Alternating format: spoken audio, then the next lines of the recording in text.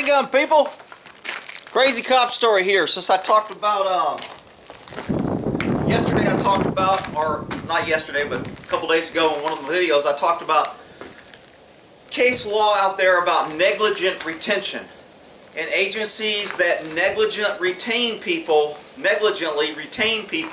who they should have gotten rid of can be held liable. Now, of course, that doesn't count for the mandatory racial hires and sexual hires and transgender hires and whatever else, third bathroom hires. Those don't really count, because then if they fire those people, they'll get called racist, sexist, bigot, homophobe, so they'll keep them. But for most people, if you retain a white male negligently, you can get sued if they go out and do something. A little bit tougher if it's a female, because they're going to go, oh, you know, she didn't know, and she was stressed, and the guys were picking on her. So anyway, this is about that crooked DA that my experience with has been probably too much. Jeff Reisig, he's the DA in California at one of the small, it's considered a small county. But so as a firearms instructor there, and I was a firearms instructor there for a year, me and this other guy who was a lieutenant, we were the two firearms instructors for the agency. We would be responsible for doing the training. If we thought there was a policy adjustment, ordering the guns, ammo, making sure people were, you know, had not necessarily authorized stuff, but if they needed equipment or if they needed something, we would get it for them, because there's a thing in California called vicarious liability. And vicarious liability is real important in trainers. And as a trainer or instructor, you pick up liability if you teach somebody to do something and they do what you taught them to do, and then it ends up in a lawsuit. You kind of get some of that liability, and it's called vicarious liability. So it puts emphasis on the instructors to say, hey, we better know what we're talking about, we better know what we're teaching, we better have documentation, facts, etc. So if somebody tries to pin it on us, we can pass the buck and say, hey, we're teaching this because blah, blah, blah. So your firearms instructors, your defensive driving instructors, the baton, impact weapons, weaponless defense, the takedowns, the breaking arms, doing all that stuff, all those instructors face vicarious liability if they teach something wrong, or if they teach something that gets somebody hurt or killed because of their teaching and they shouldn't have been teaching it that way. And then one thing that comes to mind is I used to always teach it, and a lot of instructors wouldn't teach it because they're like, if somebody goes out there and uses kill somebody, man, I don't want to say I taught it. And that was the tomahawk strike on the baton, to where you use on the PR-24. Another thing that a lot of agencies did not teach, but I did teach, was the carotid restraint, commonly known as the chokehold. Everybody wants to say the cop got him a chokehold. The carotid restraint is the technical term. When you teach it, you have to learn about medical, what to do, the vagus nerve, what you're manipulating, how long to hold it, make sure you don't crush the windpipe. There's technique. There's all kind of things that we had to teach. And if you did it the way that it was taught, you were covered. But if you went out there and did a chokehold and you crushed the guy's windpipe, then I don't have liability, because I taught you the dangers of crushing the windpipe and how to make sure that the elbow protects the windpipe and how you're just squeezing it out. So I had in my lesson plan and everything my coverage for vicarious liability. So instructors are normally pretty cautious about teaching and doing things. And, you know, for instructors or any type of law enforcement trainers, if it ain't documented, it didn't happen.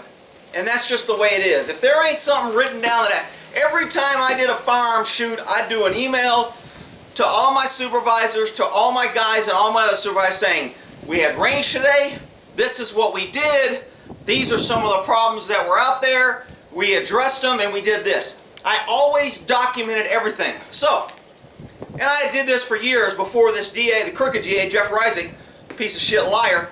Before he took over, I had been doing this for years, no problems. Nobody had a problem. Well, as soon as he takes over, first couple of documents that he got, he was like, shit, this doesn't look good. We got some issues, and I'm going to go into why we had issues. So his response was, don't document this anymore. I don't want it. I don't want this in writing, because if we get sued, I'm not going to be able to defend this in writing. So my lieutenant comes to me and goes, hey man, Reisig don't want you documenting this. I go, that's bullshit. I said, then when the music stops, I'm the only dummy without a chair. I go, screw that. I said, I want that shit in writing. He goes, he won't get it in writing. He said, don't send him any more emails. He won't put email. He sent me to tell you. I go, what happens if I keep doing it? He goes, you're going to get disciplined for disobeying an order. I was like, shit. So that's how cops get in trouble. When they get put in these situations to where it's like, damn, is this what I'm going to jump on the sword about? Is this what I'm going to end my career? Is this what I'm going to fight? And there's little things like that that continuously happen to cops. And cops are kind of in this, man, I got a good job, I got a career, you know, I got to support my family, I really don't want to give up my retirement, I really don't. So they start bending. And they bend and they bend. Next thing you know, they're lying and they're withholding evidence. Because to me, a lie is an omission of the truth. I don't have to absolutely lie to you. Just me knowing the truth and saying, I don't remember, that's a lie. It's lying by omission. So, I didn't like it. I was pissed. I can't remember how I handled it. I think I sent a letter to my lieutenant and I emailed him, I just want to confirm a memo that you told me today that you were ordered by Jeff Reisig, the DA, that he did not want me doing this. I don't agree with this. I think we're exposing ourselves and people to liability. I mean, I went all through a big thing and I sent it to my lieutenant, so I had a copy of that. Now, of course, when I end up turning him in for trying to hide evidence in that murder trial, you know, I pull that out and they asked him that when they were deposing him when we were having all our hearings. And of course, his response was a typical lawyer. I don't have any recollection of that. I don't. Well, does this email refresh your recollection? No, I don't have any. I have no recollection of that. I have no recollection. Because if he says I have no recollection, if we end up proving it with a tape because we recorded him later, he can say, I still don't remember it. I'm not lying. You can't charge me with perjury. I just don't remember it. So that's how lawyers play the game. So, and he was a lawyer.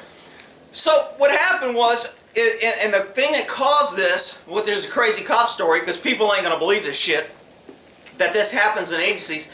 And it happened in every agency I knew, every firearms instructor I ever dealt with. Anytime we went to training, we all had the same stories about stupid PC bullshit with our supervisors trying to get us to lie and hide deficiencies and problems. So there's this constant pressure. So we had a guy that worked for us, nice guy, I won't say his name, I don't want to talk, I mean, he was hit by a drunk driver, he got injured, and he had a cast, and he couldn't really use his hand. And he walked with a limp, and he kind of had no balance. So he wasn't what you would say a cop you want out there responding to shit, because he could get hurt. So our agency, because he knew, he got retirement from his other agency, another great scam. He got retirement from his other agency and he moved to our agency because we were in a different retirement system. So because he knew the DA or helped or something, they liked him, they wanted him to work in this special grant that he was good at, so they hired him. But he was still a cop, so he carried a gun. So he had to come to the range and shoot. Well, he would have to shoot with one hand. And I mean, I find it hard to get a Glock to jam. And his gun would jam a lot because he had one wrist that didn't have really strength. And when he shot, it would jerk so bad and he couldn't support it with his other hand. So there was always issues. So his gun would always jam.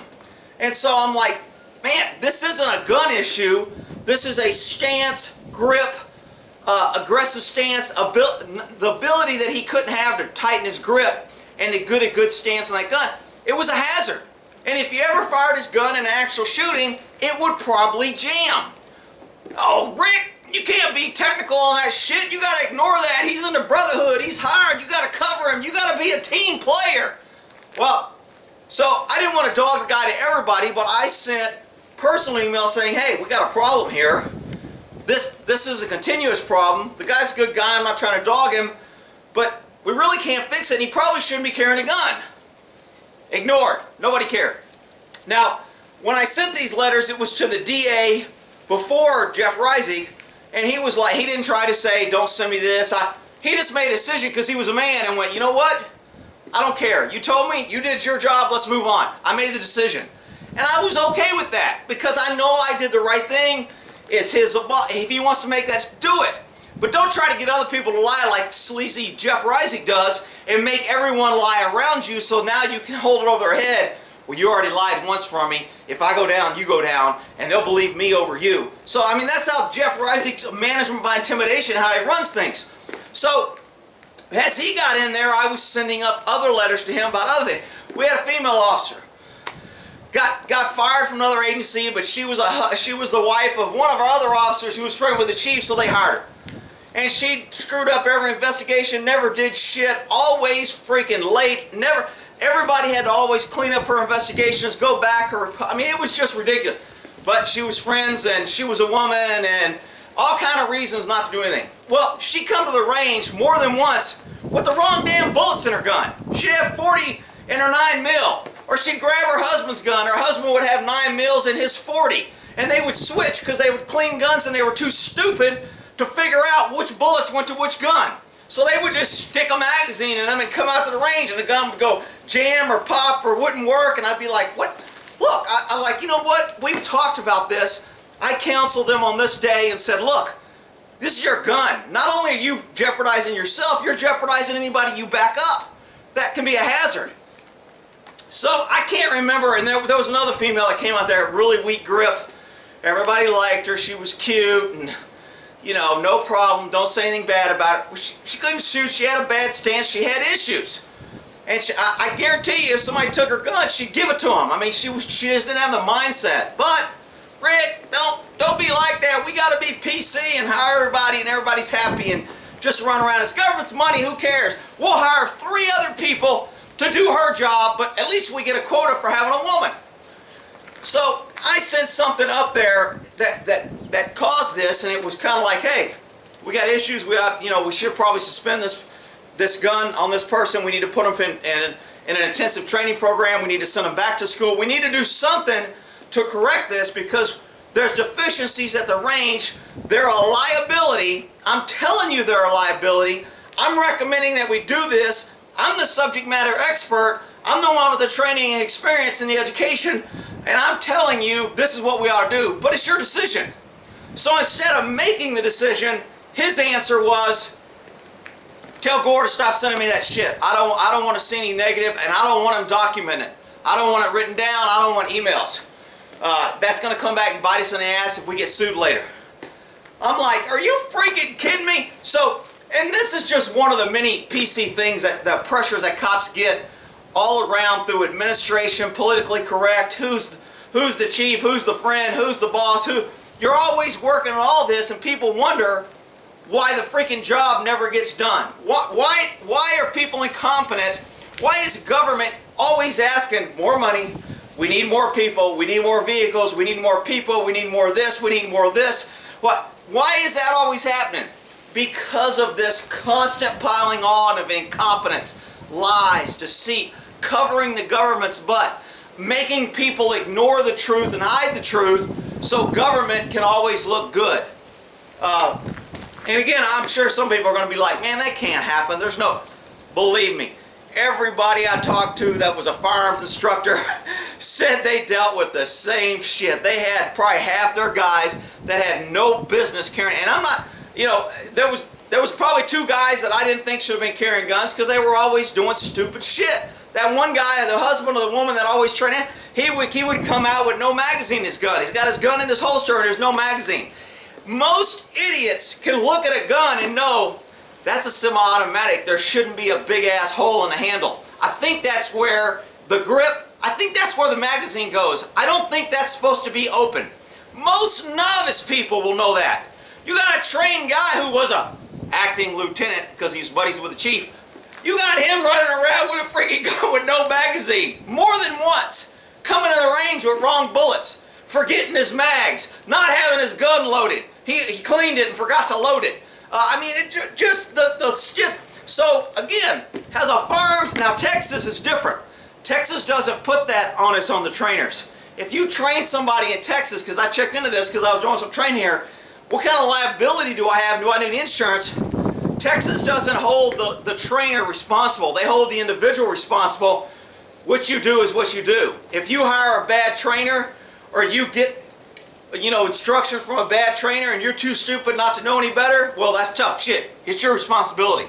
I don't have a problem with that, but, you know, if and butsy coconuts, different states, different rules, different feds, you know, if they can't get you into state, they'll get you into fed, whatever. So anyway, that's a crazy cop story on guns, training people with guns, trying to get people proficient, trying to do the right thing and document like we were always told to do. Don't hide, don't conceal, don't withhold evidence. It starts off as little things like this, and the next thing you know, you got a freaking DA hiding evidence on a death penalty case saying that the two officers said something that we didn't, and then when we try to say, hey, we never said that, we get jammed and they try to fire us and go, oh, you know what, we can't trust them, they're out of control, and you know what, he didn't listen, and whatever. I mean, it's very difficult for cops to go against the system. Everybody always wants to say, cops are crooked, why don't they just... Well, I mean, if you want to go to work and rat out your boss and rat out everybody you work with, and just every time you go to a job, point out what everybody does wrong and get them fired, I'm thinking you're not going to be a long-term employee wherever you work. But we call that a clue, and a lot of people don't get it. All right, we'll end that there.